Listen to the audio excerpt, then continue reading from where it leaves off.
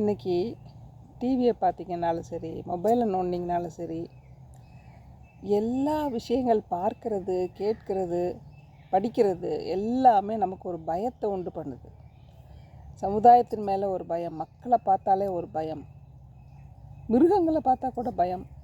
இந்த மாதிரியெல்லாம் பயத்தை க்ரியேட் பண்ணுறாங்க. இயற்கையை பார்த்து ஒரு பயம், மழை வந்துடும், வெள்ளம் வந்துடும், புயல் சீற்றம் வந்துடும் அப்படின்னு. இது பேர் ஃபியர் மாங்கரிங் அப்படின்னு சொல்கிறாங்க.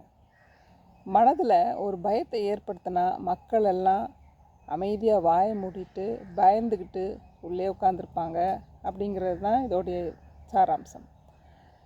அப்போது நம்ம எப்படி இதிலிருந்தெல்லாம் தள்ளி இருந்து அந்த பயங்கிற அந்த சிக்கலுக்குள்ளே சிக்காமல் எப்படி இருக்கிறது அப்படின்றத நம்ம யோசிக்கணும்.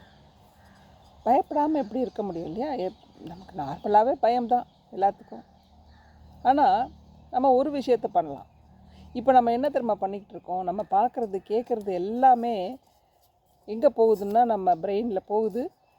அந்த அந்த இடத்துல அந்த தாட்ஸு, அந்த நாலேஜ் எல்லாம் உள்ளே போகும்பொழுது, ஐயோ இதெல்லாம் பார்த்தா பயமாக இருக்கே அப்படின்னு சொல்லி அந்த பயங்கிற உணர்வு நம்ம இருதயத்துக்கு வந்துடுது. அப்புறம் பயப்படுறோம். அப்படி இல்லாமல் ஒரு வெளியே போகிறீங்க, ஒரு இயற்கையே இல்லைன்னு வச்சுக்கோ, சிட்டியில் இருக்க ஒரு மரம் கூட பக்கத்தில் இல்லைங்க அப்படின்னு சொல்கிறவங்க கூட வானத்தை பாருங்கள், அதில் மேகங்கள் ஓடுதா பாருங்கள். இல்லை வேகமே இல்லாத வானமாக இருந்தால் கூட அந்த வெட்ட வெளியே பாருங்கள். பார்த்துட்டு அப்படியே அதில் பறந்து போகிற மாதிரி ஒரு கற்பனை பண்ணுங்கள். அப்போது உங்களுக்கு ஒரு ஃபீலிங் எங்கே வருதுங்கிறத பாருங்கள். அந்த ஃபீலிங் இதயத்தில் தான் ஃபஸ்ட்டு வரும். உணர்வு பூர்வமான வாழ்க்கை எப்போவுமே இருதயத்தை தான் ஆரம்பிக்குது. ஒரு அழகான குழந்தைய பார்க்குறீங்க, ஸோ க்யூட் அப்படின்னு சொல்கிறீங்க. அப்போ பார்த்தீங்கன்னா நீங்கள் நிஜமாகவே இது உணரக்கூடிய தன்மை உங்களுக்கு இருக்குது அப்படின்னா இந்த மாதிரியான விஷயங்கள் எல்லாமே உங்களுக்கு இதயத்தில் தான் உணர்றீங்கன்னு யோசிச்சிருவீங்க. ஒரு அற்புதமான ஒரு பாட்டை பார்க்குறீங்க, பாட்டை கேட்குறீங்க, அப்போ அந்த உணர்வு எங்கே இருக்குதுன்னு பார்த்தீங்கன்னா இருதயத்தில் தான் இருக்கும். ஸோ இருதயத்தில் இந்த மாதிரியான உணர்வுகள்லாம் ஜாஸ்தியாக்கி நம்ம என்ன பண்ணணும்? அதை கொண்டு போய் நம்ம மூளையில் உள்ள பெட்டகங்களில் ஒரு அனுபவமாக ஸ்டோர் பண்ணணும், எக்ஸ்பீரியன்ஸாக ஸ்டோர் பண்ணணும், மெமரிஸாக ஸ்டோர் பண்ணுறோம். அப்போ என்ன ஆகும் அப்படின்னு பார்த்திங்கன்னா, ஒரு குழந்தைய பார்க்கும் பொழுதே அந்த பெட்டகத்தில் உள்ள அந்த அனுபவம் இருக்குது இல்லையா, அது சொல்லும், ஆமாம் குழந்தைகள்னாலே ரொம்ப அழகு இல்லை அப்படின்னு.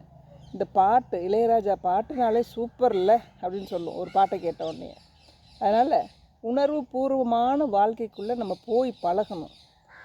அதற்கு இந்த டிவியில் பயமுறுத்துறது இதெல்லாம் பார்க்குறவே கூடாது, ஏண்டவே வேணாம்.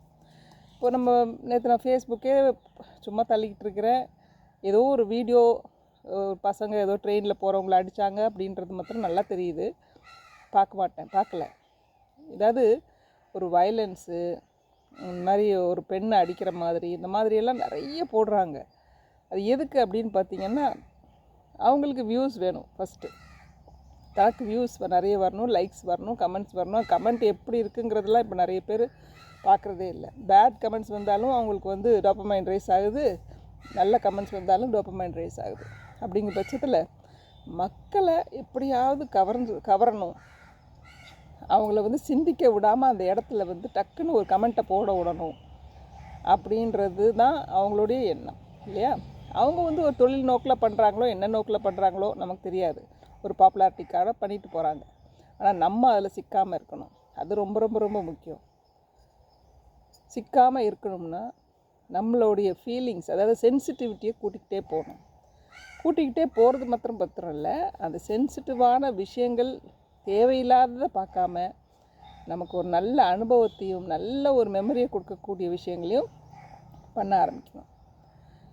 உங்களுக்கு ரொம்ப பிடிச்ச பாட்டு, டெய்லி ஏதாவது ஒரு பாட்டை கேளுங்க, அதை கண்களை மூடி அதை அனுபவித்து கேளுங்க. ஒரு படம் வரைகிறீங்க அப்படின்னா அதை அனுபவித்து அதை என்ன வரையணும்னு நினைக்கிறீங்களோ அதை ஃபீலிங்கில் முதல்ல கொண்டு அதை ஃபீல் பண்ணி வரைங்க.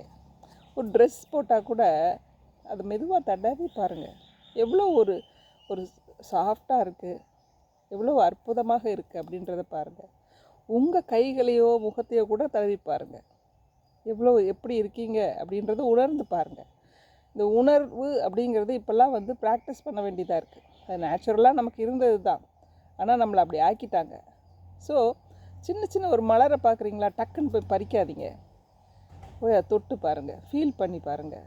ஒரு நாய்க்குட்டி வச்சுருக்கீங்களா, அது தடவும் பொழுது அந்த ஃபீலிங் எப்படி இருக்குன்றதை பாருங்கள்.